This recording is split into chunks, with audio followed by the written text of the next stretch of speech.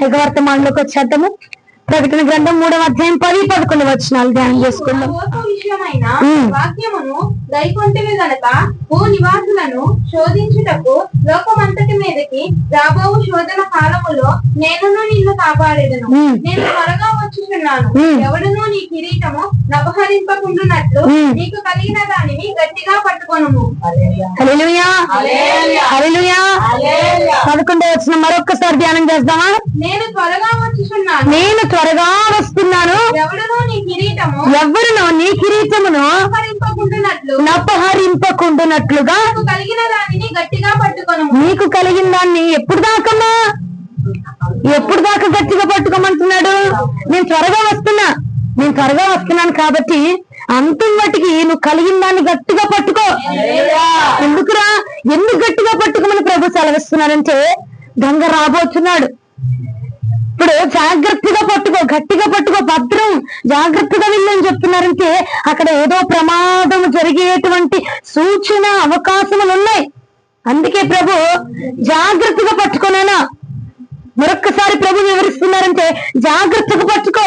మన భక్తి అంతం మట్టికే ఉంచబడాలి. అది మధ్యలో పోయేటువంటి అవకాశాలు ఉన్నాయి, మధ్యలో కోల్పోయే అవకాశాలు ఉన్నాయి, మధ్యలో చేజారిపోయేటువంటి స్థితులు ఉన్నాయి. కాబట్టి ప్రభు అంటున్నాడు నీకు కలిగిన దాన్ని గట్టిగా పట్టుకో. చోరుడు రాబోతున్నాడు, దొంగ రాబోతున్నాడు, అపవాది కుయుక్తి వేషం వేసుకొని నీ మధ్యలోనికి రాబోతున్నాడు, వెలుగు దూతమని నీ మధ్యలోనికి రాబోతున్నాడు. మా గొర్రె చర్మమును ధరించుకొని నీ మధ్యలోనికి రాబోతున్నాడు గనక నీ భక్తులను కోల్పోకుండా నీ భక్తులను జాగ్రత్తగా పట్టుకో. నీకు కలిగినటువంటి కిరీటమును జాగ్రత్తగా పట్టుకో. నానా ఎందుకు నానా అంటే అపవాది ఎంటర్ అయిపోతున్నాడు. ఎలాగైనా కలిగిన భక్తి అన్నటువంటి కిరీటాన్ని దొంగతనం చేద్దాం దీని దగ్గర నుంచి.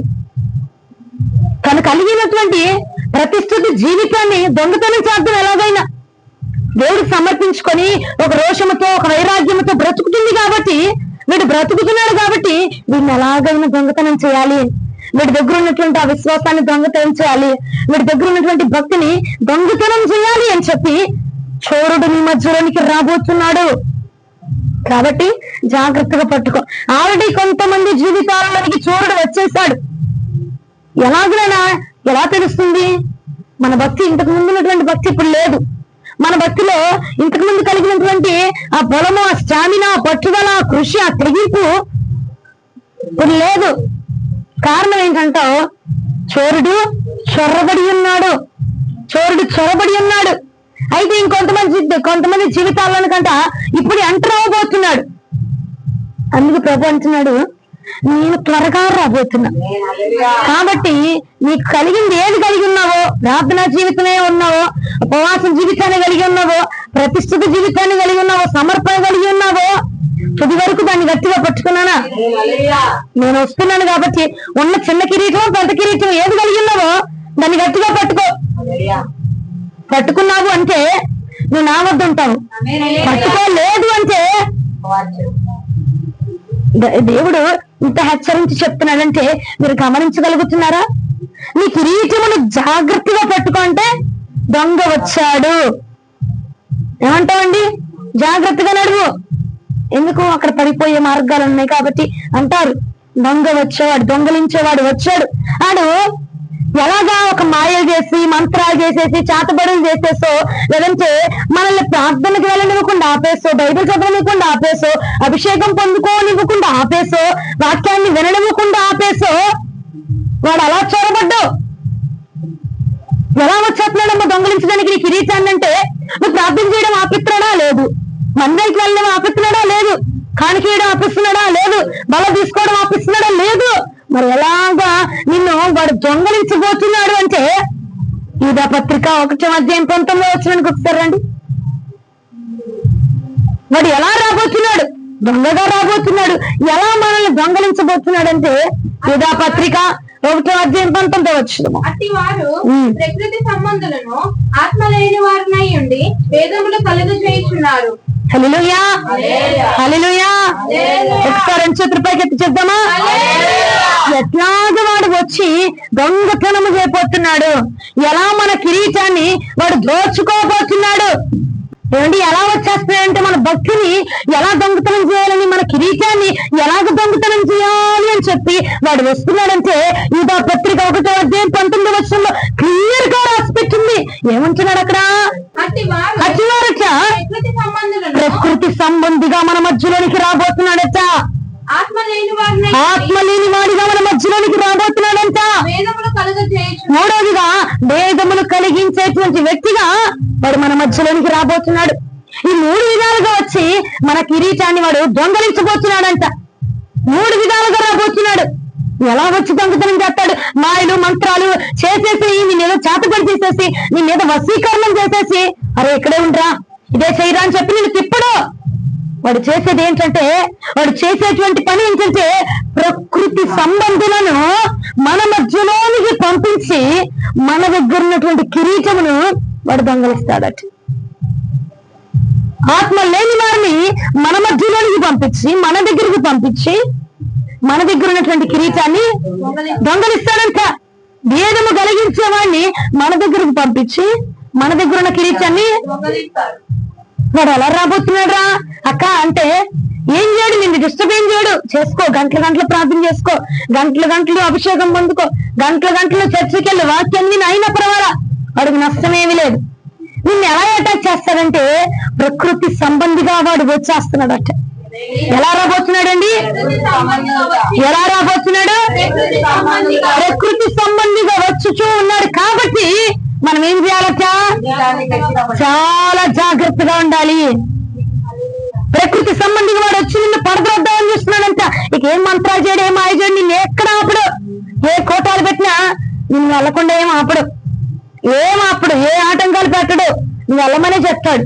ఎలా ఆపేస్తాడు నిన్నంటే ప్రకృతి సంబంధాలు మన మధ్యలోనికి పంపించేసి, ఆత్మ లేని వాడిని మన దగ్గర పంపించేసి, భేదాన్ని కలిగించేవాడిని మన మధ్యలోనికి పంపించేసి మళ్ళట మన దగ్గర ఉన్నటువంటి కిరీటము వాడు దొంగలించేస్తాడట. ఇంతకీ ఆ ప్రకృతి సంబంధులు అంటే ఎవరు? ప్రకృతి సంబంధులు అంటే ఎవరంటే యూదా పత్రిక 1:17-18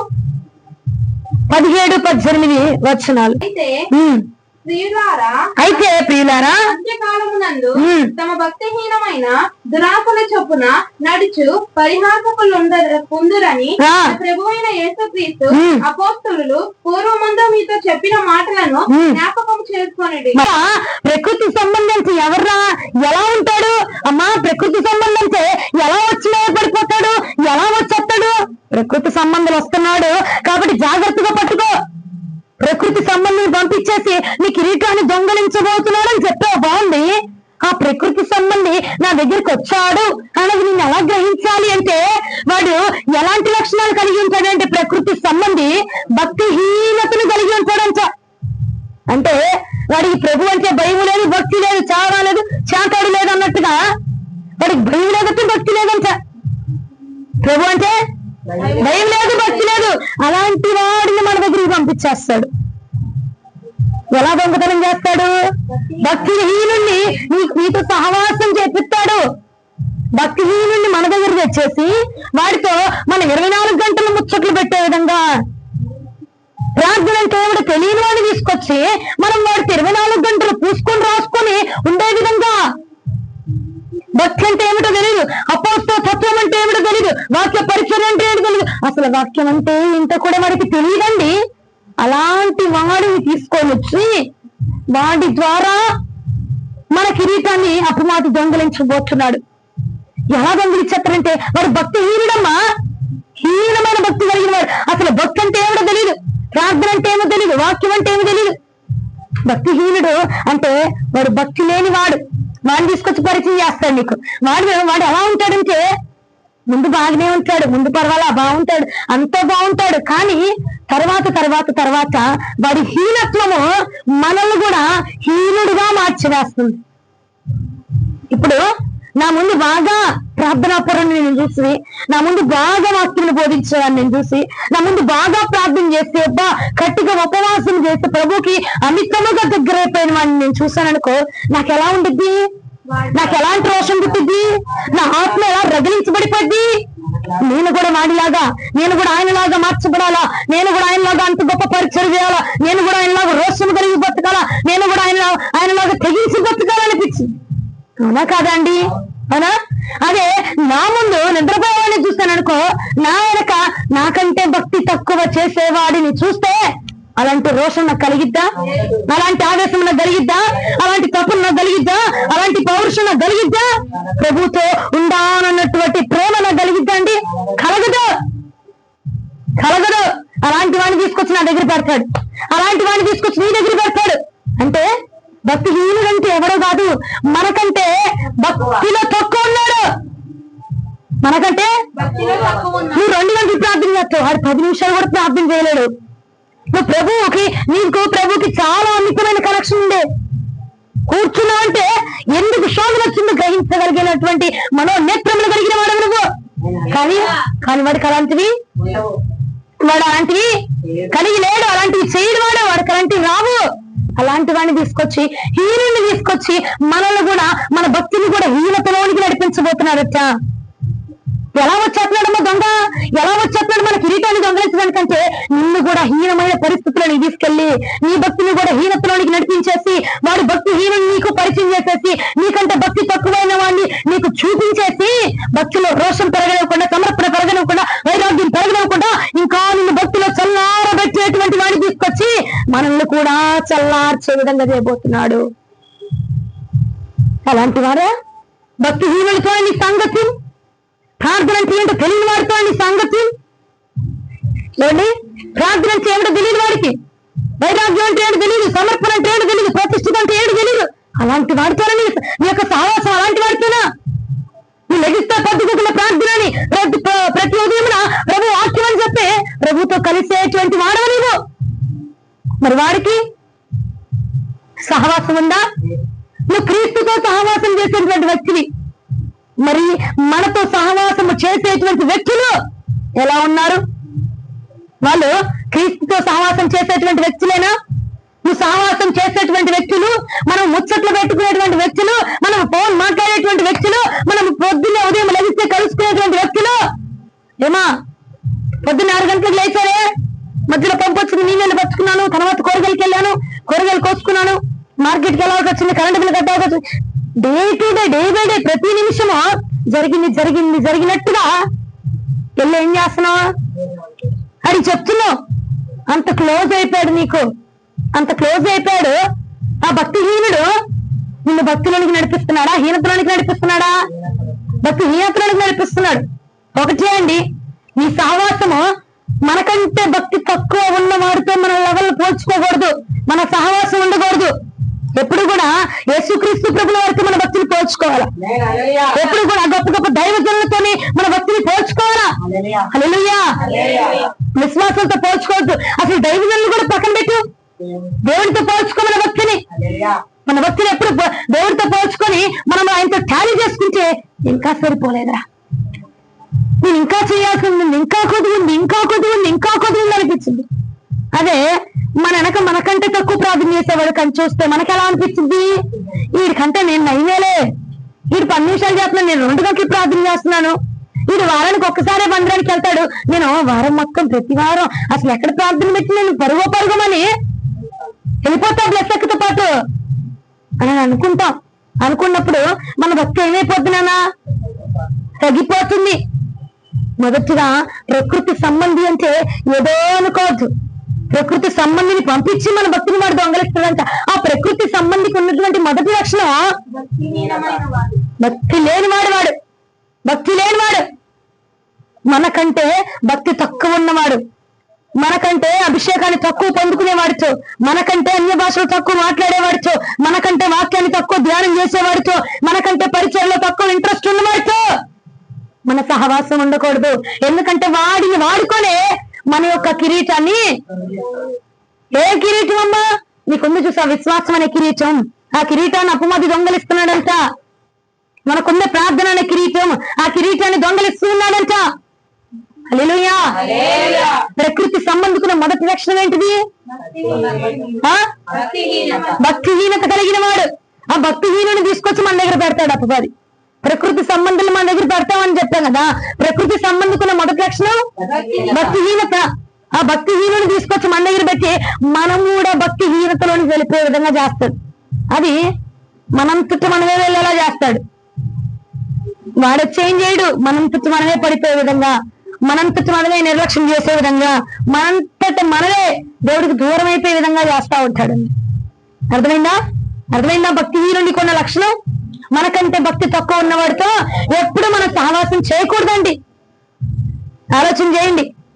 భక్తిహీనుడు అంటే ఎవడో కాదు, నీకంటే భక్తి తక్కువ ఉన్నవాడు. నువ్వు చేసి 10 నిమిషాలు ప్రార్థన, అసలు ఆ 10 నిమిషాలు కూడా ప్రార్థన చేయడు. అలాంటి వాడితో అంతే, వాడు మనల్ని అపవాదికి అప్పచెప్పబోతున్నాడు.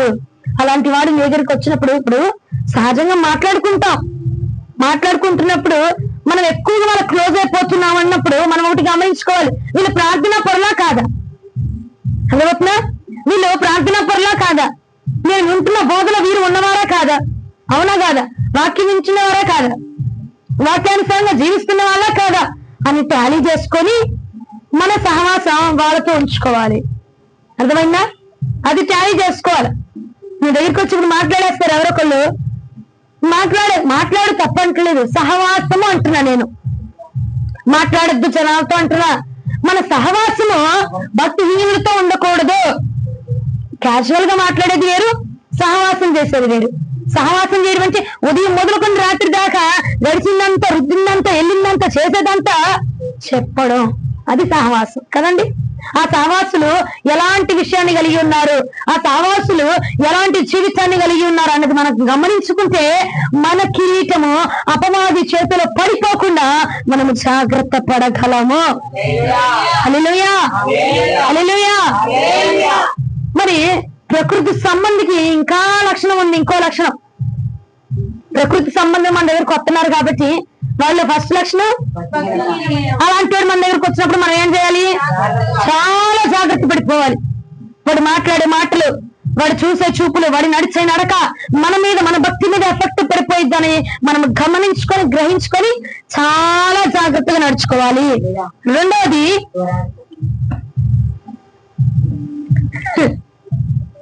యూదా పత్రిక 1:18 వచనం, దురాశల చొప్పున నడుచు పరిహాసకులుందురని మన ప్రభువైన యేసుక్రీస్తు. రెండో లక్షణం ఏంటంట? ఇలా చదివాం కాబట్టి ఆమె చెప్పారులే. రెండో లక్షణం ఏంటిది? దురాశ. ఏమాశ? మంచి ఆశ. అది మంచి ఆశ, మంచి కోరిక, మంచి ఆలోచన కాదది. దురాశ. లోక సామెత ఏముంది? అది దురాశ దుఃఖాన్ని తీసుకెళ్తుంది. కానీ మన బైబిల్ గ్రంథం ఏం చెప్తుంది? అరే, నువ్వు దురాశకు పోయావంటే నువ్వు మరణానికి గురి తెచ్చుకుంటున్నావురా బాబు. దురాశలోనికి నువ్వు చొరబడుతున్నావంటే, దురాశ నీలోనికి వస్తుందంటే, దురాశ నీలోకి చొరబడుతుందంటే ఒకటి గమనించుకో, నిన్ను మరణముకి అప్పచెప్పబోతూ ఉన్నది.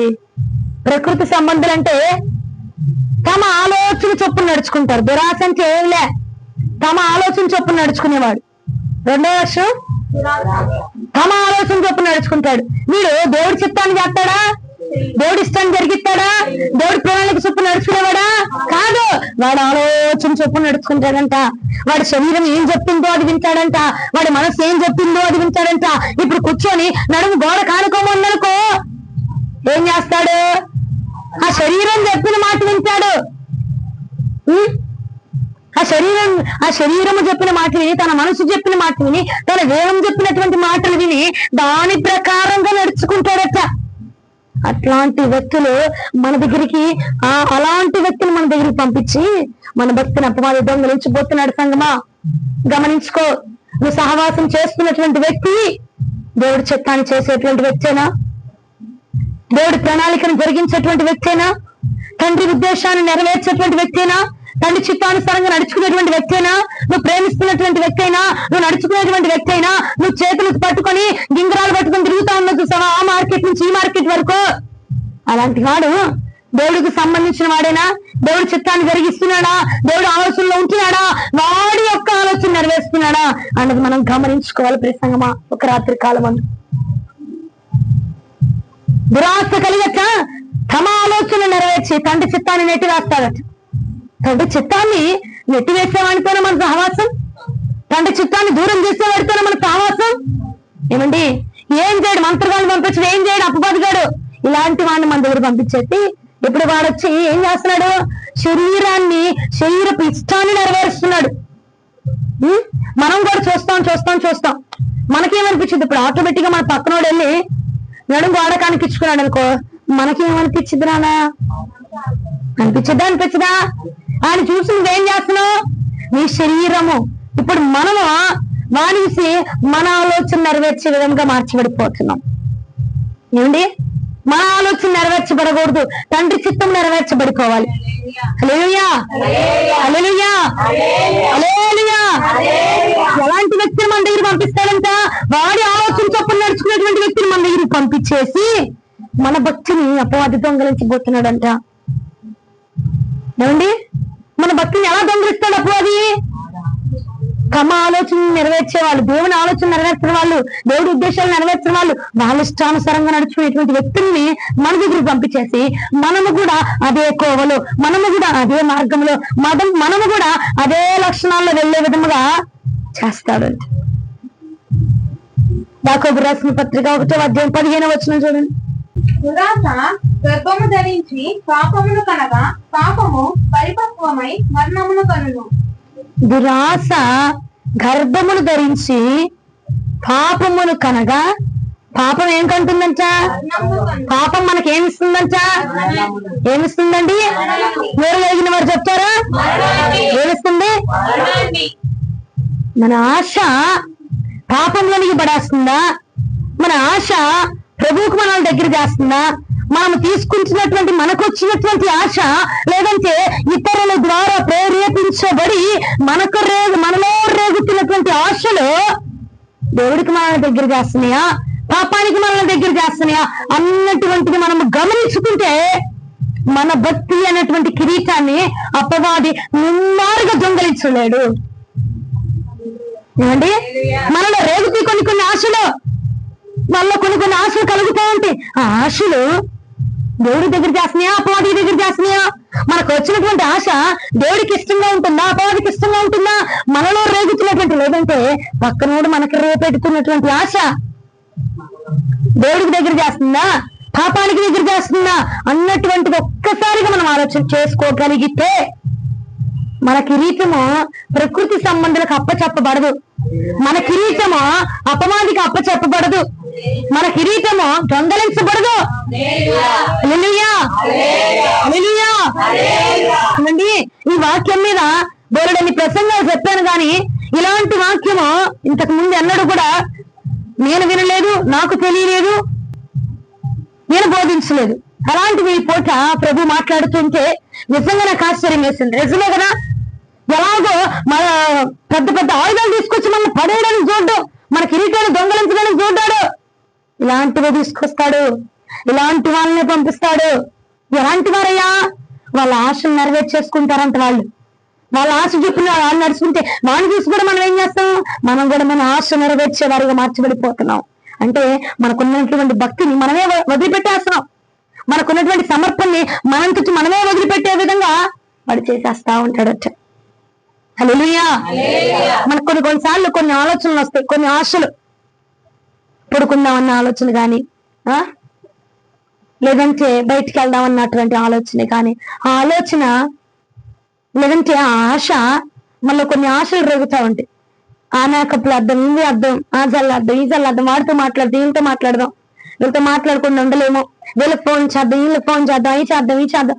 ఈ ఆశ సరే మాట్లాడి తప్పంట్లా, అది ప్రభుకి దగ్గర చేస్తుందా, దూరం చేస్తుందా అన్నది ఒకటి మనం గ్రహించుకుంటే మనం దొంగలించబడమండి. మన భక్తి దొంగలించకూడదు. ఇప్పుడు దాకా వాళ్ళ ఇష్టాలను జరిగించేటువంటి మనుషులు మన జీవితంలోకి వచ్చారు, వాళ్ళ ఇష్టాన్ని నెరవేరుస్తారు, వాళ్ళు దేవుడి చిత్తాన్ని జరిగించరు. మనం సావాసం చేస్తున్నటువంటి వ్యక్తులు ఎలాంటి వారు అంటే తండ్రి చిత్తాన్ని చేసేవాళ్ళు కాదాళ్ళు, దేవుడి ఇష్టాన్ని జరిగించేటువంటి వ్యక్తులు కాదాళ్ళు. వాళ్ళకి బాగుందా, వాళ్ళకి కరెక్ట్ గా ఉందా, వాళ్ళకి అనుకూలముగా ఉంటే మాట్లాడతారు, వాళ్ళకి అనుకూలముగా ఉంటే మాట్లాడేటువంటి వ్యక్తులు, వాళ్ళకి అనుకూలముగా ఉంటే ఏదైనా చేసేటువంటి వ్యక్తులు.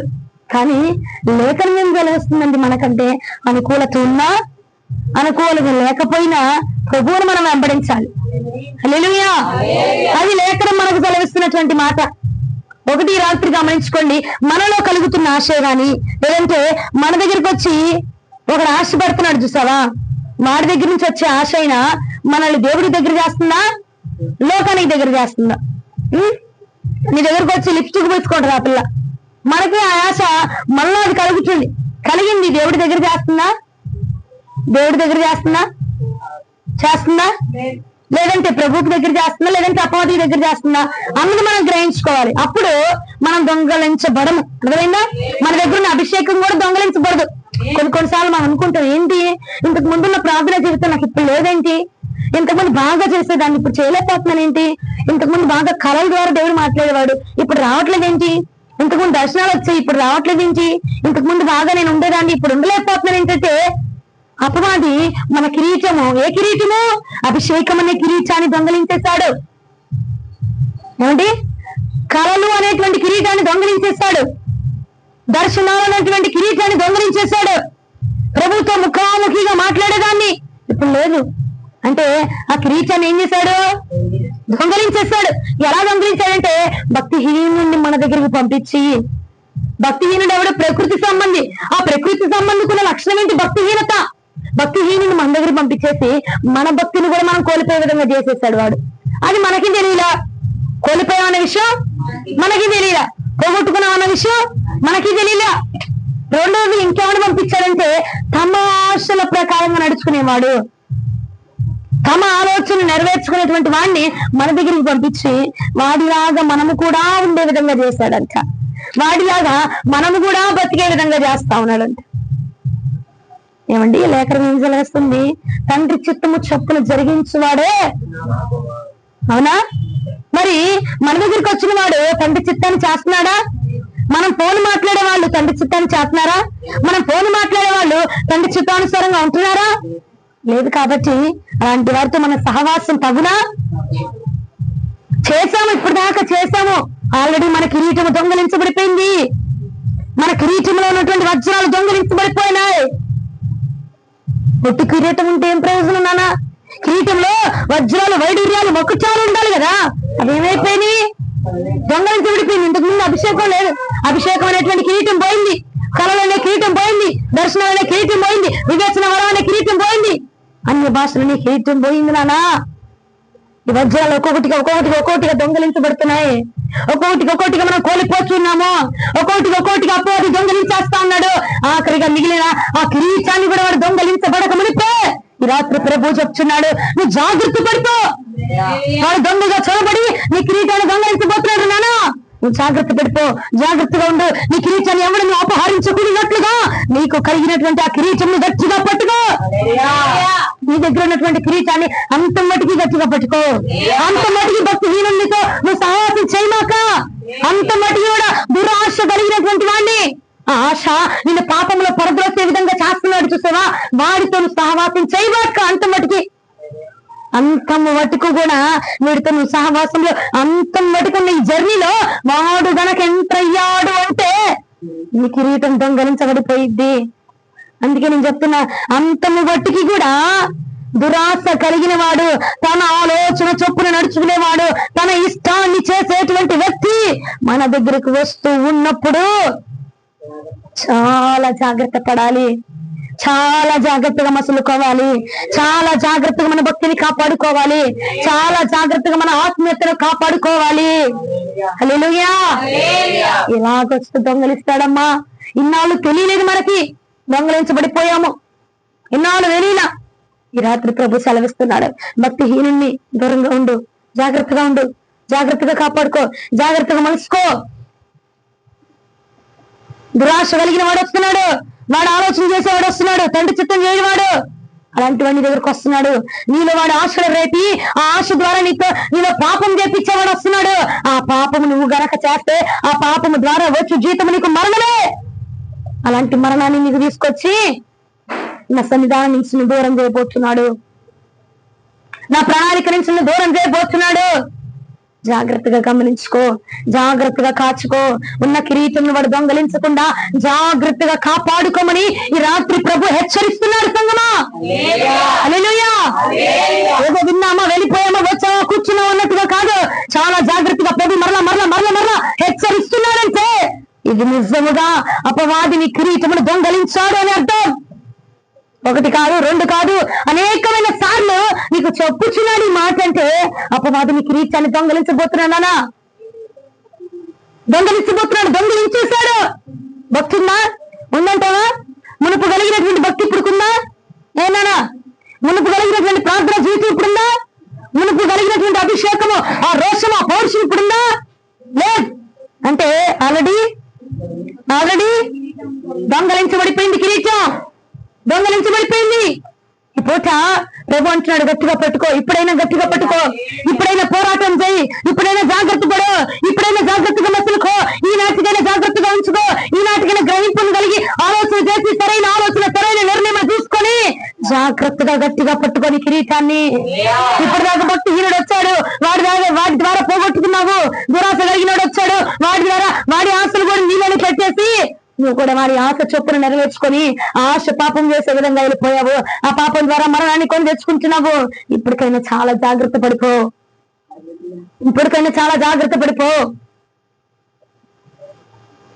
నీ పక్కన ఉన్నటువంటి వ్యక్తి ద్వారా వచ్చేటువంటి ఆలోచన, ఏ ఆలోచన వస్తుంది? ఇద్దరు వ్యక్తులు నడుచుకుంటూ వెళ్తున్నప్పుడు ఏ ఆలోచన, ఇద్దరు వ్యక్తులు ఏం మాట్లాడుకుంటున్నారు, ఆ సంభాషణ నేను ప్రభువుకు దగ్గర చేస్తుందా, ప్రభువుకు దూరం చేస్తుందా అన్నటువంటి చాలా ముఖ్యమైనదండి ఈ విషయము. చాలా ముఖ్యంగా గమనించుకో సహోదరి, సహోదరుడా, చాలా ముఖ్యంగా గమనించుకో. ఈ రాత్రి కాలమందు వాడి ఆలోచన నీ మీద రుద్దుతున్నాడు. నీ మీద రుద్ది నువ్వు కూడా తండ్రి చిత్తాన్ని చేయనివ్వకుండా చేస్తా ఉన్నాడు. తండ్రికి ఇష్టమైనట్టుగా నువ్వు బ్రతకనివ్వకుండా చేస్తా ఉన్నాడు. తండ్రికి ఇష్టమైనటువంటి ఆ వైరాగ్యమును, సమర్పణ జీవితాలను కలిగి ఉండకుండా నిన్ను చేసేస్తున్నాడు వాడు వచ్చి నీ దగ్గరికి వచ్చి. కాబట్టి జాగ్రత్త పడిపోయి రాత్రి, జాగ్రత్త పడి. ఇప్పటికైనా గట్టిగా పట్టుకో, ఇప్పటికైనా నీ పునాదిని గట్టిగా పట్టుకో, ఇప్పటికైనా కలిగినటువంటి ఆ కిరీటాన్ని చాలా గట్టిగా పట్టుకొని నేను ప్రయాణాన్ని కొనసాగించు. హల్లెలూయా.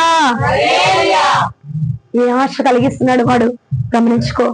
టీవీ చూడాలన్నటువంటి ఆశ వచ్చినప్పుడు ఆ టీవీలో ఏ ప్రోగ్రామ్ చూడాలనిపిస్తుంది, ఆ ప్రోగ్రామ్ చూస్తుంటే ఆ ప్రోగ్రామ్ నిన్ను దేవుడికి దగ్గర చేస్తుందా? ఆ మాటలు నిన్ను దేవుడికి దగ్గర చేస్తున్నాయా లేదా, దేవుడికి దూరం చేస్తుందా అన్నది నువ్వు గమనించుకో. గ్రహింపును కలిగించ గనక మన కిరీటం దొంగలించబడదు నాన్న, మన కిరీటం దొంగలించబడదు. హల్లెలూయా.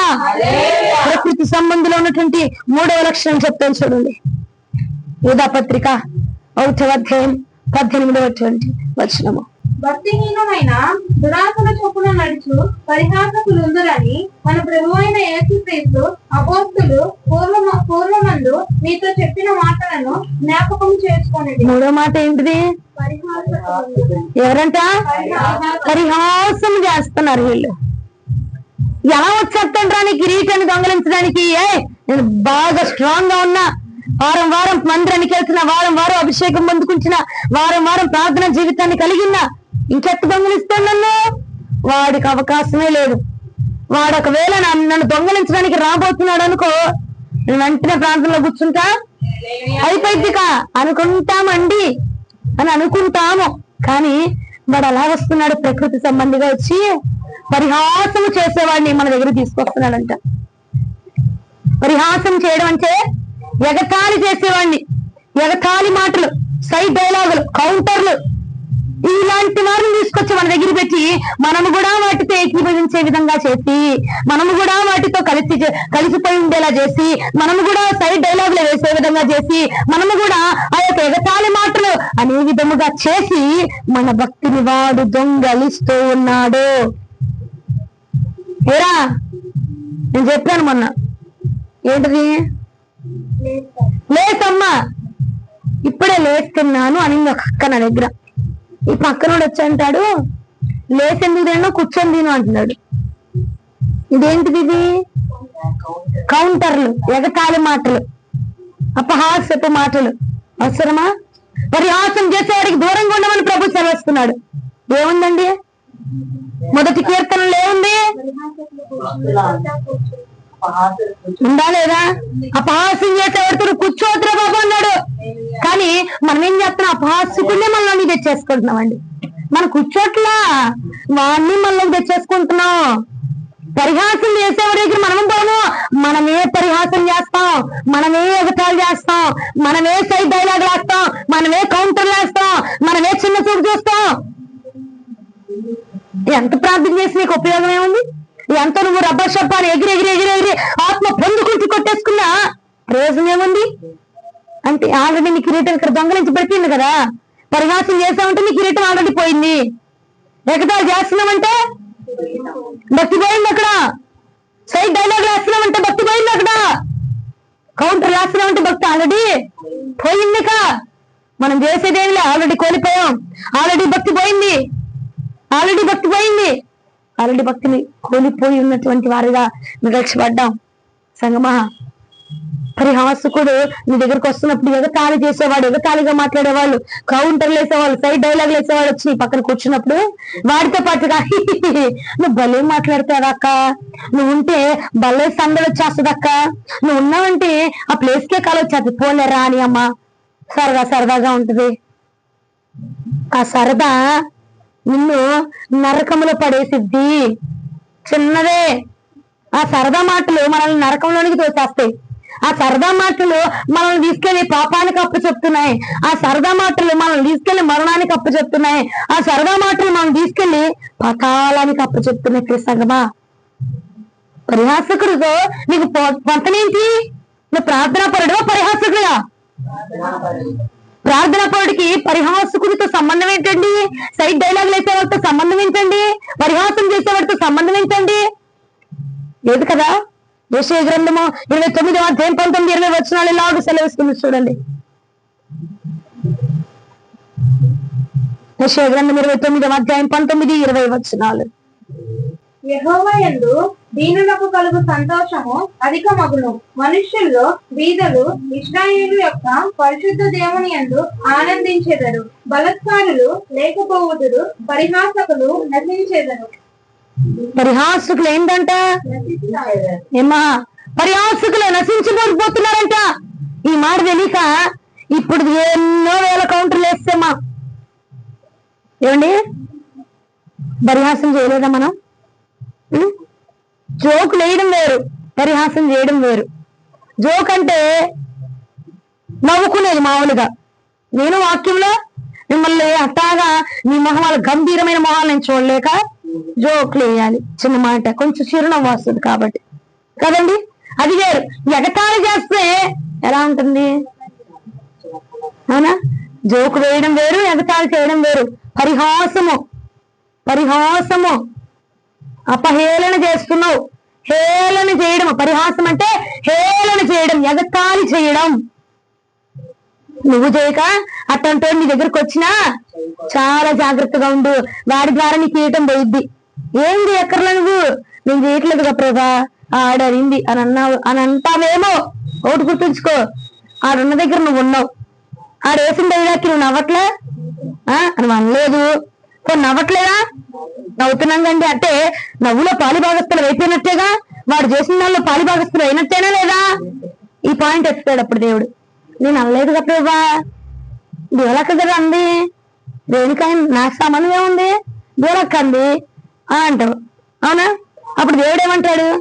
అమ్మ రేణుకా, నువ్వు అనలేదమ్మా, కానీ దేవులక్క అంటే నువ్వు నవ్వేవా లేదా అంటాడు. అర్థమైనా? మనము అనకూడదు, ఎదుటోడు అంటున్నప్పుడు అందులో మనం పాలిభాగస్థలం కూడా అవ్వకూడదు. ఎందుకంటే అదే మనం తీసుకెళ్లి నరకంలో పరదరోసే విధంగా చేస్తుంది. పరిహాసం చేసేవాడట నశించుకోబోతున్నాడంట. పరిహాసకులట దేవుని యొక్క రాజ్యంలో ఉండడానికి అర్హత లేని వారట. హల్లెలూయా. ఇంకో మాట చూపిస్తా చూడు. అదే యెషయా గ్రంథం 28వ అధ్యాయం 22వ వచనం. యెషయా గ్రంథం 28వ అధ్యాయం 22వ వచనం. చాలు. నీ బంధకాలు పరిహాసకులుగా ఉంటే నీ బంధకాలు ఇంకా బిగించబడిపోతున్నాయి అంట. మన ఇప్పుడున్న బంధకాలకే ఇప్పుకోలేక, తుడుచుకోలేక, తీసుకోలేక కొట్లు తెంచుకోలేదు ఇదైపోతున్నాం. పరిహాసము చేస్తే మరి బిగ్గరగా మరి బంధకాలు బిగించబడిపోతున్నాయంట, మరి ఉచ్చుల్లో బిగించబడిపోతున్నామంట, మరి ఇంకో అధికమైన శోధనలో బిగించబడిపోతున్నామంట. అవసరమనికి ఎగతాళి వాళ్ళకి వచ్చిన వాళ్ళు చేసుకుంటున్నారు, ఆ దారిలో వెళ్తున్నారు. ఎగతాళి చేసి పరిహాసము చేసి నువ్వు ఇంకా ఉచ్చులు బిగించుకుంటున్నావు కదా, పరిహాసకులు ఇంకా బంధకాలు బిగించుకుంటున్నావు కదా. నేనే అక్క వాడు ఇలాగే అవసరమా? నీకు అవసరం లేదు కదా. చాలా జాగ్రత్తగా ఉండండి. ప్రకృతి సంబంధులు ఇలాగా ఈ 3 రకాలుగా వచ్చి మన కిరీటాన్ని తీసుకెళ్లి మనం తెచ్చి మనమే అపవాది చేతిలో పెట్టే విధంగా చేస్తారు వీళ్ళు. ప్రకృతి చాలా తెలివైంది, అర్థమైందా? ప్రకృతి సంబంధులు చాలా తెలివైన వాళ్ళు. వాళ్ళు ఏం చేయరు, మనం తెచ్చి మనమే వెళ్ళి కిరీటాన్ని ఇదిగో బాబు అపవాదిగా తీసుకొని వెళ్ళిపో, నాకు వద్దులే అని మనమే ఇచ్చేస్తాం. భక్తిహీనత అంటే మన భక్తులు మనమే హీనులు అయిపోయి భక్తిని వదిలేస్తున్నాం, మనమే వదిలేస్తున్నాం, వాడిని చూసి వదిలేస్తున్నాము. దురాశ తమ ఆశలు చొప్పున నడుచుకునే వాడిని చూసి మనం కూడా ఏం చేస్తున్నాం? ఆశ చొప్పునే నడుచుకుంటున్నాం. ఆశ చొప్పునే నడుచుకొని మనం కూడా మన భక్తిని వదిలేస్తున్నాం. మూడోది, పరిహాసం చేసే వాడి దగ్గర మనము ఉండి మనము పరిహాసం చేసి మన భక్తిని తీసుకెళ్లి మనమే అపవాది చేతిలో పెట్టేస్తున్నాం, మన కిరీటాన్ని తీసుకెళ్లి మనమే అపవాది చేతిలో పెట్టేస్తున్నాం. హల్లెలూయా, హల్లెలూయా. ప్రకృతి సంబంధం అంటే ఎవరు ఎలా వచ్చేస్తారంటే ఈ 3 రకాలుగా వచ్చేస్తారు. అక్క వాడు భక్తిహీనుడే గాని పరిహాసం చేయడక్క, దురాశ వాళ్ళు లేదక్క, సైతాన్ వాళ్ళ భక్తిహీనత ఉంది. ఈ 3 లక్షణాలు కలిగి ఉన్నాడు. ఈ 3 లక్షణాలు ఒకటున్నా వాడు ప్రకృతి సంబంధే. అర్థమైందా? 3 ఒకటే ఉంది అక్క, 2 లేవులే అక్కాడు మంచోడే అక్క అన మాకు. అర్థమైందా? వాడు భక్తిహీనుడే గాని దేవుడు చెప్తానే చేస్తాడు, ఎగతాళి చేయడక్క. పోనీ వాడు ఎగతాళి చేస్తాడు కానీ చాలా భక్తిపరుడు. లేదక్క వాడు చాలా భక్తిపరుడక్క, దేవుడి చిత్తాన్ని చేస్తాడు కానీ చిన్న చిన్న జోకులు పరిహాసం చేస్తాడు అంతే. అంటే ఆయన గారి కిరీటం ఆల్రెడీ పోయింది నాన్న, అర్థమైందా? ఎగతాళి చేసేవారి కిరీటం ఆల్రెడీ పోయింది అక్కడ. వాడిని చూసుకొని మన కిరీటాన్ని కూడా మనము పోగొట్టుకుంటున్నాం. చాలా జాగ్రత్తగా గమనించుకోండి. 3 ప్రకృతి సంబంధి అంటే ఈ 3 లక్షణాలు కలిగి ఉంటాడు. ఈ 3 లక్షణాల్లో ఏ ఒక్క లక్షణం కలిగిన వ్యక్తి నీ దగ్గరకు వస్తున్నాడు, నీతో సహవాసం చేయబోతున్నాడు అంటే చాలా జాగ్రత్త పడుకో. కిరీటాన్ని గట్టిగా పట్టుకో, ప్రార్థన జీవితాన్ని గట్టిగా పట్టుకో, ఉన్న భక్తిని గట్టిగా పట్టుకో. వాడు వచ్చి నీతో మాట్లాడుతున్నాడు, నీతో సహవాసం చేస్తున్నాడంటే చాలా జాగ్రత్తగా నీ కిరీటాన్ని పట్టుకో. ఈ ప్రకృతి సంబంధి వీళ్ళు వచ్చారంటే మన కిరీటం దొంగలించబడిపోయింది, మన భక్తి కోల్పోతాం. కాబట్టి మనం ఎలా ఉండాలండి? చాలా జాగ్రత్తగా బీ కేర్ఫుల్ గా ఉండాలి. హల్లెలూయా. పరిహాసం జరుగుతుందా? చాలా జాగ్రత్తగా ఉండిపో. లోపల మనసులో ప్రార్థన చేసుకో. సొంత చిత్తాన్ని సొంత ఇష్టాన్ని చేసేవాడిని పక్కన ఉన్నాడా? చాలా జాగ్రత్తగా ఉండిపో, చాలా జాగ్రత్తగా ఉండు. భక్తిహీనుని దగ్గరకు వచ్చాడా? వాడి నుంచి చాలా దూరంగా ఉండిపో. ఈ 3 లక్షణాలు కలిగిన వాడు చాలా ప్రమాదకరమైన వ్యక్తి. వాడు ప్రకృతి సంబంధి అని లేఖనం తలవిస్తుంది. ప్రకృతి సంబంధి వచ్చాడంటే మన కిరీటం దొంగలించబడిపోద్ది. అర్థమైందా అండి? ఎలా వస్తాడు అపవాది? ప్రకృతి సంబంధిగా వస్తాడు. ఆ ప్రకృతి సంబంధిగా వచ్చాడు అని మనం ఎలా గ్రహించుకుంటాం? మనకెలా తెలిసిద్ది? మనకంటే తక్కువ భక్తి ఉన్నాడు వాడు, మనకంటే తక్కువ భక్తి ఉన్నాడు మన దగ్గరికి వచ్చాడు, మనతో సహవాసం చేయడానికి చూస్తాడంటే చాలా జాగ్రత్తగా ఉంది. అమ్మ కాదులే అక్క, నా దగ్గర ఉన్న భక్తిని చూసి ఆడు నేర్చుకోవడానికి వచ్చాడంటే మనం నేర్పించే అంత స్టేజ్ లో లేవు నాన్న కదా. మనమే నేర్చుకుంటున్నాం, మనం నేర్పించే స్టేజ్ లో లేవు. కాబట్టి అయ్యా వందనాలు, అయ్యగారి దగ్గరికి వెళ్ళి నేర్చుకో, అమ్మగారి దగ్గరికి వెళ్ళి నేర్చుకో. ఈ మాట చాలు. అర్థమైందా? నన్ను చూసి నేర్చుకుంటున్నాడు, ఇలాంటివి వద్దు మనకి. రెండోది, తండ్రి చిత్తం చెప్పున చేసేవాడు కావాలి. అంటే ఒకటే, మనం తీసుకున్న ఆశ, మనకొచ్చే ఆశ పాపానికి దగ్గర చేస్తుందా, దేవుడికి దగ్గర చేస్తుందా అన్నది మనం ఆలోచన చేసుకోవాలి. అర్థమవుతుందా? మనం తీసుకుంటున్నట్టు నిర్ణయం దేవుడి దగ్గర చేస్తున్నా, అపవాదికి దగ్గర చేస్తున్నా అని మనం గ్రహించుకోవాలి. మూడోది, పరిహాసం, ఎగతాళి చేసేవాడి దగ్గర మనం ఉండకూడదు, మనం ఎగతాళి చేయకూడదు. ఈ 3 లక్షణాలు ఉన్నాయంటే వాడు ప్రకృతి సంబంధి. ఇంకా ఎలా రాబోతున్నాడు మన దగ్గరికి అంటే చూడండి, యూదా పత్రిక 1వ అధ్యాయం 19వ వచనం. అట్టి వారు ప్రకృతి సంబంధులను ఆత్మ లేని వారినై ఉండి వేదములు కలుగజేయుచున్నారు. ప్రకృతి సంబంధాలు అంటే ఏంటో తెలుసుకుందామా. ప్రకృతి సంబంధిగా వచ్చి మనం దొంగతనం చేస్తాడని చెప్పాడు. హల్లెలూయా. ప్రకృతి సంబంధం అంటే ఏంటి అర్థమైందా? ఆత్మ లేని వాడిని మన దగ్గర తీసుకొస్తాడు. వాడు ప్రార్థనాపరుడే, వాడు ఎగతాళి చేయడు, వాడు పరిహాసం చేయడు, వాడు దురాశతో ఉండడు, వాడు చాలా పవర్ఫుల్ ప్రేయర్ఫులే. కానీ ఆత్మ లేని వాడు ఎలాంటి వాడిని తీసుకొస్తాడంట? ఆత్మ లేని వాడిని మన దగ్గర తీసుకొచ్చి మన కిరీటాన్ని దొంగలింప చేస్తాడంట. ఆత్మ లేని వాడిని మనం తీసుకొచ్చి ఏమండి, ఆత్మ లేని వాడు నా వాడు కాదని లేఖనం కల్పిస్తుంది. ఇప్పుడు ఆయన వాడు కాదంటే వాడు ఎవడి వాడు? అపవాదికి సంబంధించిన వాడు. అంటే మనం ఎవరితో సంబంధం చేస్తున్నాం? సహవాసం చేస్తున్నాం అపవాదితో. అపవాదికి సంబంధించినటువంటి వ్యక్తితో నీవు సహవాసం చేస్తే ఉండిద్దా ఊడిద్దా? కిరీటం ఉండిద్దా ఊడిద్దా అండి? ఆత్మ లేని వాడితో సహవాసం చేయకూడదు. ఆత్మ లేని వాడు ఏం చేస్తాడు? ఇంకా నిన్ను చల్లారేస్తాడు, ఇంకా నిన్ను చల్లారి పెట్టేస్తాడు. చేద్దాంలే, ప్రార్థన ఉందిగా మన దగ్గర చేద్దాంలే అంటాడు. కానీ ఆత్మ ఉన్నవాడు అట్లా కాదు. చెయ్యి. ఇప్పుడు అన్ని భాషలు మాట్లాడక్క, నువ్వు పడిపోతున్నావు. అన్ని భాషలు మాట్లాడి ఇప్పుడు ప్రార్థన చేసుకో. ఎక్కువ బలంగా స్థుతులు చెప్పు. దేవుని ఆత్మ బలంగా దిగొచ్చేస్తుంది. 120 మంది అపోస్తల మీద కుమ్మరించినటువంటి అగ్ని మన మీద కూడా కుమ్మరించబడిపోతుంది. ప్రార్థన చేద్దాం, కూర్చోవాలి. ఇప్పుడు అగ్ని పొందుకున్నాం, ఫైర్ టైమ్స్ పొందుకున్నాం, అభిషేకాన్ని పొందుకున్నాం అని చెప్పి మనల్ని బలపరుస్తూ ఉంటాడు. ఆ మాటలకి మన అగ్ని రగిలించబడిపోతా ఉంటది. హల్లెలూయా. ఆత్మ లేని వాడితో సహవాసం చేయకూడదు మనం. ఆత్మ లేని వాడు మన దగ్గర పంపించేస్తాడు. అన్ని కలిగి ఉంటాడు, కానీ ఆత్మ లేని వాడు మన దగ్గర పంపించి మన భక్తిని మనమే కాదనుకునే చేసేస్తాడు. మన భక్తి, మన సహవాసం ఎప్పుడు కూడా ఆత్మీయత, ఆత్మ కలిగిన వాడితో మాత్రమే ఉండాలి. హల్లెలూయా. ఎందుకంటే ఆల్రెడీ ప్రకృతి సంబంధులు ఎలా ఉంటారో మనం తెలుసుకున్నాం. వాళ్ళు మన దగ్గరికి వచ్చినప్పుడు మనం ఎక్కడి నుంచి ఎలా ఉంటాం? జాగ్రత్తగా ఉంటాం. అమ్మో ఇది తెలిసిపోయింది, ఇప్పుడు ఈయన ఎలా పడేయాలంటే ప్రార్థన ఉన్నోడిని, భక్తున్నోడిని, తండ్రి చిత్తం చేసేవాడిని, దురాశలైనోడిని, పరిహాసం చేయనోడిని తీసుకొస్తాడు. కానీ ఆడికి ఆత్మ ఉండదు. అర్థమైందా? ఎందుకురా బాబా అటు గుంతుతున్నారు? కాముగా కూర్చొని ప్రార్థన చేసుకోవచ్చు కదా. ఆడికి ఆత్మ విలువ తెలియదు, అగ్ని విలువ తెలియదు.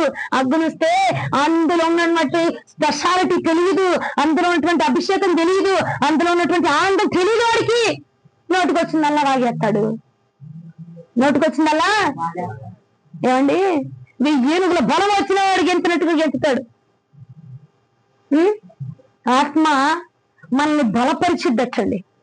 ఆత్మ మనకు శక్తిని దయచేసిద్దట. ఆత్మ మనకు అన్ని విషయాలను వివేచింపజేసిద్దట. మనకు అన్ని విషయాలను తెలియపరుస్తున్నటువంటి ఆత్మ. హల్లెలూయా. తెలియపరిచేటువంటి ఆత్మ కలిగిన వాడితో మనం సహవాసం చేస్తే మనమును ఇంకా బలపరచబడతాము. కానీ ఆత్మ లేని వాడితో మనం సహవాసం చేస్తే వాడు క్రీస్తుకు విరోధి అని లేఖనం సెలవిస్తుందండి. హల్లెలూయా. హల్లెలూయా. ఆత్మ లేని వాడు ఆత్మతో సంబంధం లేని వాడికి, ఆత్మ విషయాన్ని గ్రహించిన వాడు, ఆత్మ బోధించి నమ్మడవాడు, పరిశుద్ధాత్మడు ఉన్నాడంటే నమ్మడవాడు. అలాంటి వాడితో చేయకూడదు. రోమీయులకు రాసిన పత్రిక 8వ అధ్యాయం 9వ వచనం ఒకసారి చూడండి. రోమీయులకు రాసిన పత్రిక 8వ అధ్యాయం 9వ వచనం. దేవుని ఆత్మ మీలో నివసించి ఉన్నాడు కదా, మీరు ఆత్మ స్వభావం గలవారే గాని శరీర స్వభావం గలవారు కాదు. ఎవడైనను క్రీస్తు ఆత్మ లేని వాడైతే వాడు ఆయన వాడు కాదు. క్రీస్తు ఆత్మ మనలో లేకపోతే మనం ఆయన వారము కాదంట. అర్థమైందా? ఆయన వారము కాదని లేఖనం కలగస్తుంది. ఇంకోటి పైన చూస్తే వాడు శరీరము చొప్పున నడుచుకునేవాడంట. ఆత్మ లేని వాడు దేని ప్రకారం నడుచుకుంటాడు? ఇప్పుడు ప్రార్థనలో కూర్చుంటూ దేవుడు ఆత్మ మాట్లాడదు, వీడికీడే మాట్లాడేసుకుంటాడు కదా. వీడికీడే నిర్ణయం తీసుకుంటాడు, వీడికీడే అన్ని ఆలోచన చేసేసుకుంటాడు. శరీరం చెప్పిన మాట వింటాడు. శరీరము చొప్పున నడుచుకునేవాడంట. ఆత్మ కలిగిన వాడు మాత్రమే నా వాడు. ఆత్మ లేని వాడు నా వాడు కాదు.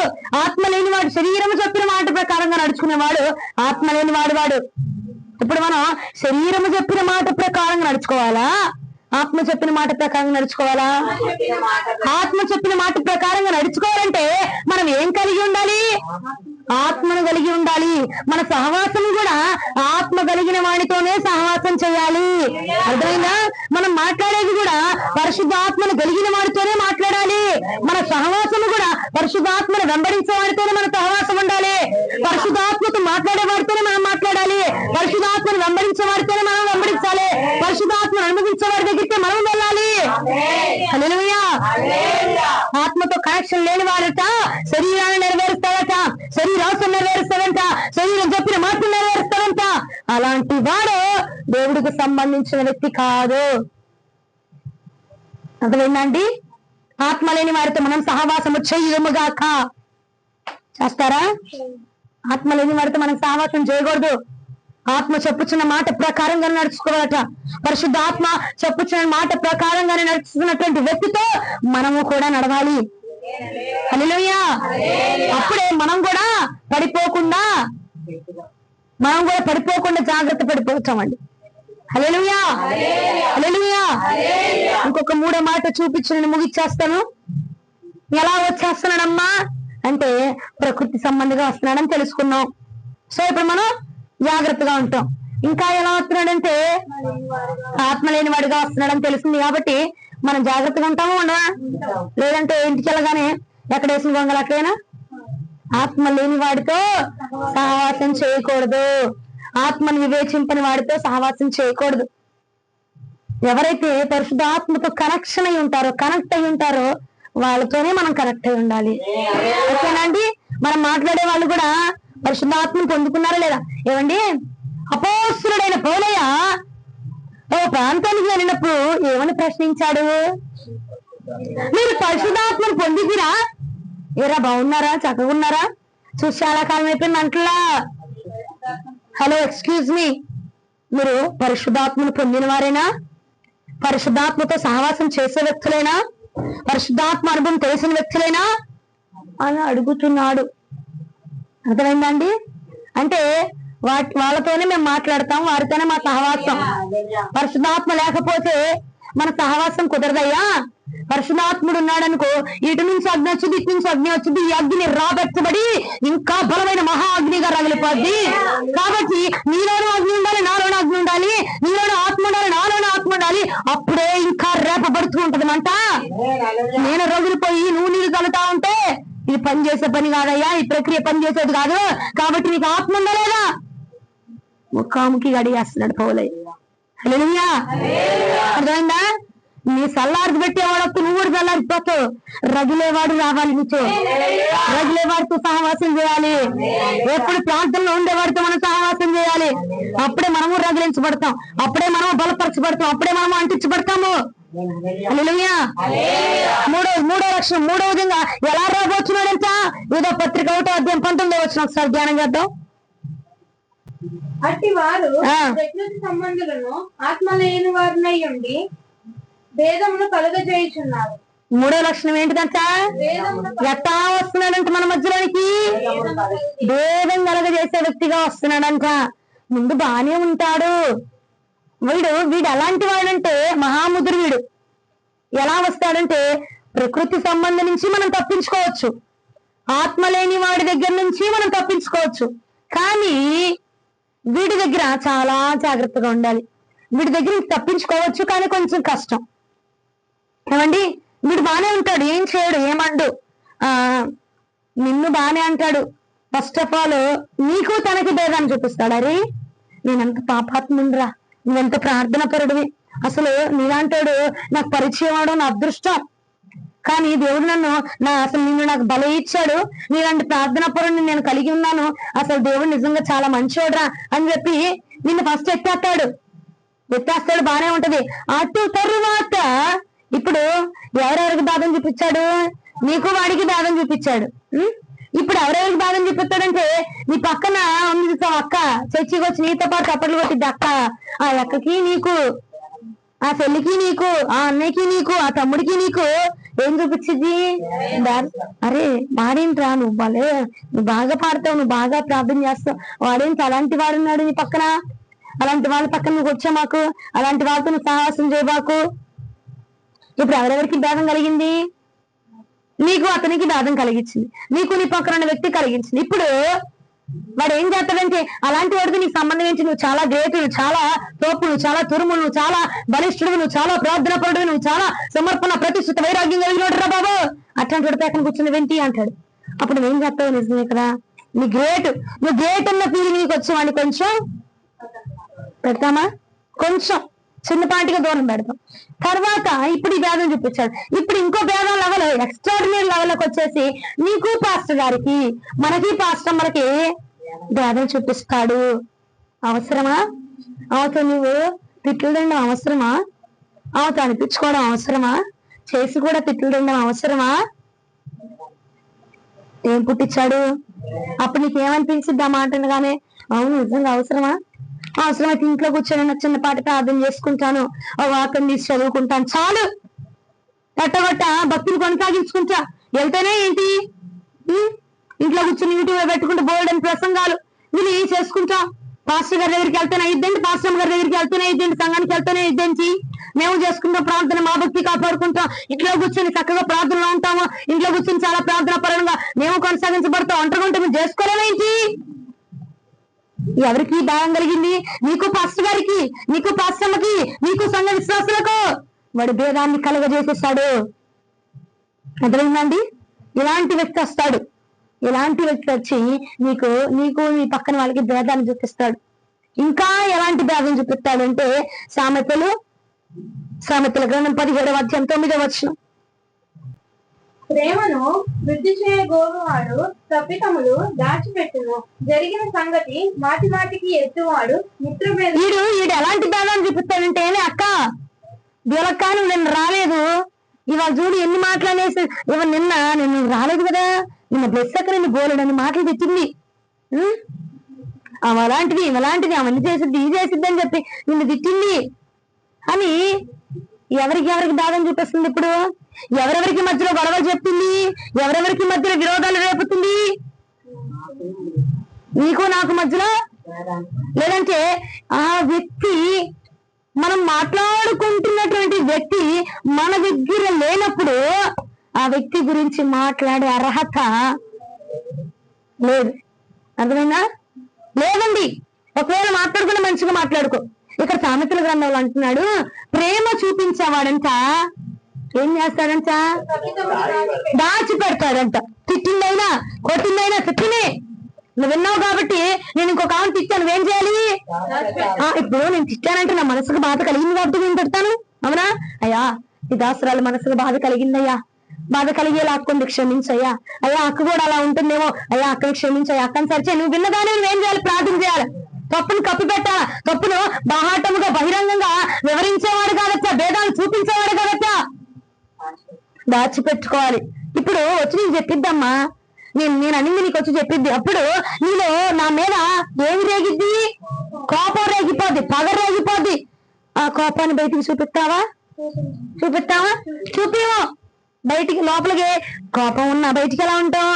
నవ్వుతాం, పిలిసకంటే ఇష్టం, పిలిసకంటే ప్రాణం, చాలా ప్రేమగా ఉంటాం. అంటే అది ఏంటిది? అది నటన. వేషధారులు నా పరలోక రాజ్యములకు ఉందా లేదా? ఇప్పుడు నిన్ను వేషధారిగా మార్చిన వ్యక్తి ఎవరు? భేదాన్ని పుట్టించేవాడు, అపవాది కాదు.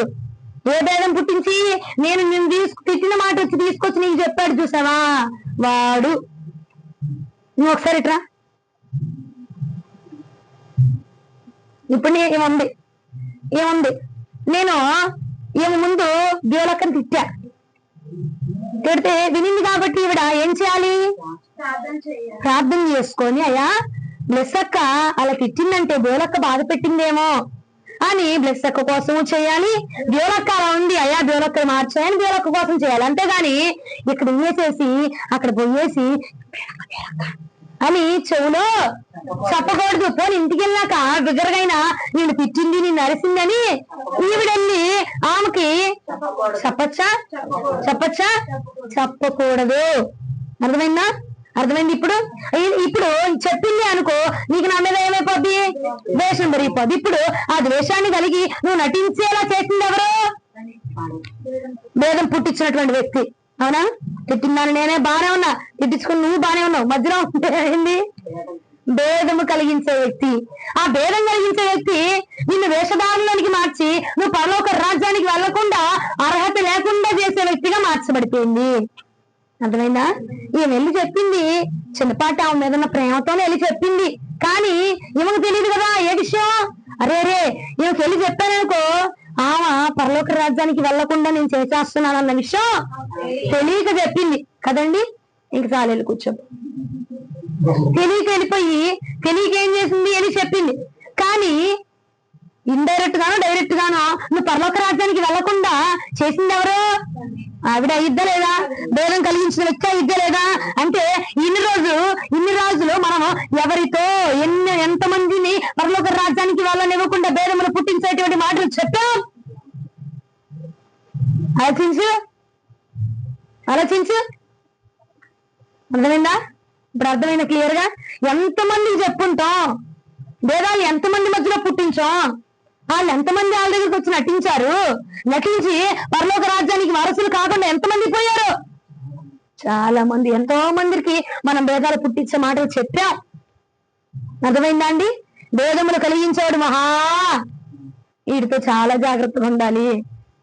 చాలా జాగ్రత్తగా. ప్రకృతి సంబంధం దగ్గర తప్పించుకోవచ్చు, ఆత్మ లేని వాడి దగ్గర తప్పించుకోవచ్చు, ఈ భేదాలు కలిగించేవాడి దగ్గర ఇప్పుడు కడుపులో కొంతమందికి ఆగదండి, ఉన్నదే ఆగదు. చెప్పేయాలి, వెళ్ళి చెప్పేస్తారు. చెప్తే బానే ఉంది, నటించేస్తలే వీళ్ళు నటించినప్పుడు ప్రకటన గ్రంథంలో రాయబడిందా లేదా? వేషధారుల పరలోక రాజ్యానికి వారసులు కాదు, అర్హతే లేదు వాళ్ళకన్నాడు. ఇప్పుడు నువ్వు పరలోక రాజ్యానికి వెళ్ళకుండా అర్హత లేకుండా చేసింది భేదం కలిగించేటువంటి వ్యక్తి. అవునా కాదా అండి? అవునా కదా? ఇప్పుడు నువ్వు ఆ వ్యక్తికి చాలా జాగ్రత్తగా ఉండేనే అక్క నీ గురించి అన్ననుకో, ఏసు రక్తం చేయనికి దండం అమ్మా, వందనాలు, దేవుడు చూసుకొని పోతున్నారు, దయచేసి నాకేం చెప్పాల్సిన అవసరం లేదు, ప్రభు చూసుకుంటారు. అవి నన్నేమన్నా, నా గురించి ఏం మాట్లాడినా, నన్ను ఎన్ని తెచ్చుకున్నా, నన్ను ఎన్ని పొగుడుకున్నా దేవుడు చూసుకొని పోతున్నారు. సమస్త మహిమ దేవుడు కలుగును గాక. ఆ చిన్న మాట చెప్పి తప్పించుకుంటే బాబోయ్ నరకం నుంచి తప్పించబడిపోతామండి మనం. హల్లెలూయా. నరకం నుంచి చాలా అద్భుతంగా తప్పించబడిపోతాం. చిన్న మాట చాలు. అంటే అవునా ఉనిందా, నన్ను అనిందా, వస్తుంది చాడికి చెప్పేది వస్తుంది అంటూ జాగ్రత్త పడిపో. చాలా జాగ్రత్తగా ఉండి వాళ్ళు అక్క నీ గురించి తంది అన్న మాట వచ్చిందంటే వద్దు, నాకు చెప్పొద్దు. కానీ ఆ మాట అన్నందుకు వాళ్ళే దేవుడికి లెక్క చెప్పుకుంటారు, వాళ్ళే దేవుడికి సమాధానం చెప్పుకుంటారు. కాబట్టి వదిలే అని చెప్తే మనము తప్పించబడతాము. మనము కూడా పడకుండా. రోమపత్రిక 2:8 చూడండి. అయితే వేదమును పుట్టించి సత్యమునకు లోబడక దుర్నీతికి లోబడు వారి మీదకి దేవుని ఉగ్రతయు రౌద్రమును వచ్చును. అయ్యో, భేదములు పుట్టించిన వాడి మీదకి ఉగ్రత రాబోతుందంట. ఇప్పుడు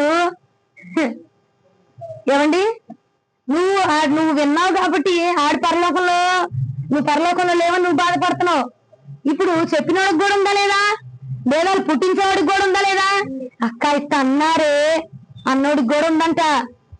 అన్నోడి మీద కూడా దేవుడు ఉగ్రత. కాబట్టి ఎక్కడ ఉన్నది అక్కడే వదిలే. అర్థమైందా? ఏ నాటికి ఆ నాటికి చాలు. మోసుకొని ఎలబాక. ఇది ఎప్పుడో జనవరిలో 2019 అంటదేమా, ఏమొచ్చి 2026లో చెప్పిద్ది.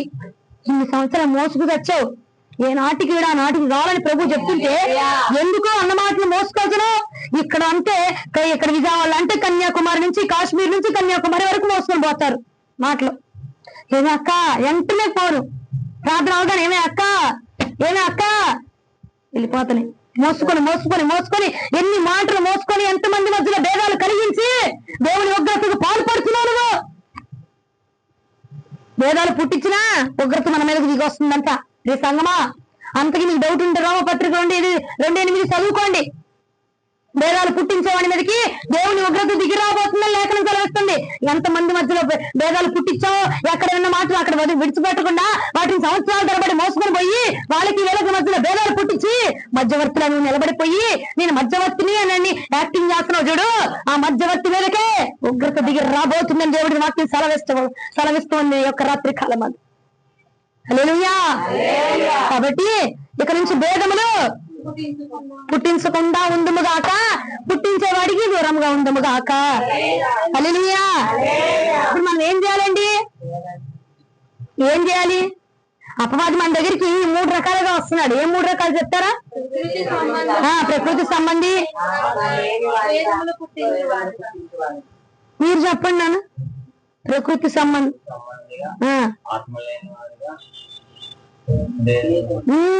ఈ 3 లక్షణాలు ఎవరి దగ్గర కనపడ్డాయి అనుకో, నువ్వు ఎలా ఉండాలి? చాలా జాగ్రత్తగా అలర్ట్ అయిపోవాలి. నువ్వు అలర్ట్ అయిపోయాము, వీడు ఇలాంటి వాడు, చాలా జాగ్రత్తగా ఉండాలి, వీడు భేదాలు కలిగించేవాడిని దగ్గర ఉంచుకోబాక, నువ్వు కలిగించబాక. అర్థమైందా అండి? ఫస్ట్ 2 నుంచి అని తప్పించుకోవచ్చు, కానీ 3వది మహా డేంజర్ అండి. ఫస్ట్ 2 అయినా ఆ దారి నుంచి ఈ దారి నుంచి అటుపోయి నరకాల పడేస్తాయి. 3వది మాత్రం డైరెక్ట్ తీసుకెళ్ళి పడేస్తుందండి నరకాల. అర్థమైందా? 3వ దానికి చాలా జాగ్రత్తగా ఉండి, ఈ 3 లక్షణాలు ఎవరిలో అయితే కనపరచబడుతున్నాయో వారికి మనము చాలా జాగ్రత్తగా ఉండి మన కిరీటాన్ని అపవాది చేతుల్లో మనమే తీసుకెళ్లి పెట్టేయకుండా జాగ్రత్త పడుదుముగాక. హల్లెలూయా. ఇప్పుడు మరలా ప్రకటన గ్రంథం 3వ అధ్యాయానికి రండి. ప్రకటన గ్రంథం 3వ అధ్యాయం 11వ వచనం ధ్యానం చేయండి ఒకసారి. నేను త్వరగా వచ్చుచున్నాను, ఎవడనో నీ కిరీటము నపహరించుకుంటున్నట్లు నీకు కలిగిన దానిని గట్టిగా పట్టుకొనుము. గట్టిగా పట్టుకో. ఎలా వస్తున్నాడంటే వాడు దొంగలా వచ్చేస్తున్నాడు. వాడు దొంగతనం చేయబోతున్నాడు. కాబట్టి నీకు కలిగిన దాన్ని నువ్వు ఎలా పట్టుకోవాలి? గట్టిగా పట్టుకో. వాడు ఎలా వచ్చేస్తున్నాడు ఇప్పుడు నీకు అర్థమైందా? ఇన్ని రోజులు తెలియలా, చలరేగిపోయాం. ఇప్పుడు తెలిసింది కాబట్టి ఎలా ఉండాలి? వాడు ఎలా రాబోతున్నాడు? ప్రకృతి సంబంధిగా రాబోతున్నాడు అంటావు. మరి ప్రకృతి సంబంధికి ఉన్న లక్షణాలు ఏంటి చెప్పు? భక్తి హీనని తీసుకొచ్చి దగ్గర పెడతాడా? నిన్న భక్తి హీనలు పడతాడా? పెట్టి పడేస్తాడు. 2వది దురాశ అంటే చేస్తారు. ఇంకోటి మనం గమనించాల్సిన దురాశలో మనకు వచ్చే ఆశ దేవుడి దగ్గర చేస్తుందా అందుకు మనం గ్రహించుకోవాలి. 3వది అంటే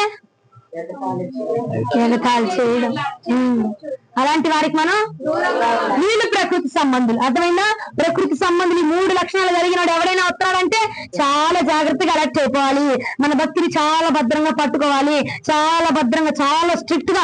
వాడికి కొంచెం చనువు నద్దామంటే వాడు మితిమీరిపోతాడు. కాబట్టి చాలా అలర్ట్ గా ఉండాలి. 2వది ఇంకా ఎలా రాబోతున్నాడు? ఆత్మ లేని వాడుగా వస్తాడంట. మనం చాలా జాగ్రత్తగా ఉండాలి. ప్రకృతి సంబంధించి ఇలా ఉన్నాడని తెలిసింది కాబట్టి మనం జాగ్రత్త పడిపోతాం ఆటోమేటిక్ గా. ఇప్పుడు 2వది ఎలా వస్తున్నాడు? ఆత్మ లేని వాడిగా వచ్చేస్తున్నాడు. అప్పుడు మనం జాగ్రత్త పడిపోతాం. 3వది ఏంటిది? భేదాలు కలిగించేవాడిగా 3వది వస్తాడండి. ఇది బ్రహ్మాస్త్రం వేసుకొని వచ్చేస్తాడు. ఇక దీనిలో మనం బహు జాగ్రత్తగా ఉండి మన కిరీటమును జాగ్రత్తగా పట్టుకోవాలి. నిజమైనా గట్టిగా పట్టుకోవాలి. నువ్వు ప్రార్థన పరుడివి అని జ్ఞాపకం చేసుకొని చాలా గట్టిగా మన కిరీటమును మనము. కిరీటం అంటే ఏంటిదండి? నీ దగ్గర ఏమేమైతే ఉన్నాయో అవన్నీ ఏం చేయాలి? గట్టిగా పట్టుకోవడం అంటే ఏం చేస్తావు? ఇక్కడ నుంచి వెళ్ళి పట్టుకుంటావా? ఎట్లా కాపాడుకుంటావు? ప్రార్థన చేసుకొని అయ్యా భక్తి హీనులు నా దగ్గరికి వచ్చినప్పుడు నేను అలర్ట్ గా ఉండే కృప దయచేయి. దురాశ కలిగిన వాడు నా దగ్గరికి వచ్చినప్పుడు నేను అలర్ట్ అయ్యే కృప దయచేయి. వారి ఆశ నేను చేయకుండా, నా పక్కన వాడు చేయకుండా వాడు వచ్చినప్పుడు నేను అలర్ట్ గా ఉండే కృప దయచేయి. ఆత్మ లేని వాడి నా దగ్గరికి వచ్చినప్పుడు నేను గ్రహించే కృప నాకు దయచేయండి. భేదాలు పుట్టించేవాడు వచ్చినప్పుడు అది నేను గ్రహించుకొని దాని నుంచి మళ్లించబడే కృప నాకు దయచేయ అని ప్రార్థన చేసుకొని కిరీటాన్ని ఏం చేయాలంట? గట్టిగా మనకున్న అభిషేకాలను కూడా ఎత్తిపట్టి ప్రార్థన చేసుకోవాలి. అయ్యా ఇన్ని రోజులు నా వెనికి భేదాలు పుట్టించేవాడు వచ్చేసాడు, ఆత్మలేనివాడు వచ్చేసాడు నా పక్కకి. అయ్యా ప్రకృతి సంబంధం వచ్చేసాడు అంటే నా కిరీటం ఆల్రెడీ ఆల్మోస్ట్ పోయిందయ్యా. ఇప్పుడు మరలా ప్రార్థన చేస్తున్నా, నా కిరీటాన్ని నాకు దయచే ప్రభా, నాకున్న కిరీటాన్ని నాకు మరలా అనుగ్రహించండి ప్రభా. ప్రార్థన అనే కిరీటాన్ని ఇవ్వండి, అభిషేకం అనే కిరీటాన్ని ఇవ్వండి అని చెప్పి రాత్రి కాలమందు నువ్వు ఎత్తిపట్టి ప్రార్థన చేయగలిగితే మనం కోల్పోయినటువంటి కిరీటము మరలా తిరిగి ప్రభు మనకి ఈ రాత్రి అనుగ్రహించబోతున్నాడు.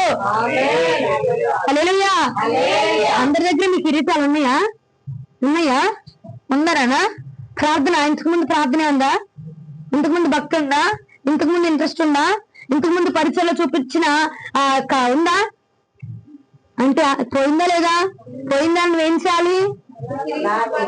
సంపాదించుకోవాలి. గట్టిగా పట్టుకో అంటున్నాడు. జాగ్రత్తగా పట్టుకో, జాగ్రత్తగా పట్టుకో అంటున్నాడు. అంటే పోయింది జాగ్రత్తగా పట్టుకో, వెళ్ళి తెచ్చుకో, మళ్ళీ వెళ్ళి తీసుకొచ్చుకో, మళ్ళీ తీసుకొచ్చి ఈసారైనా జాగ్రత్తగా పట్టుకో, ఈసారైనా గట్టిగా పట్టుకో.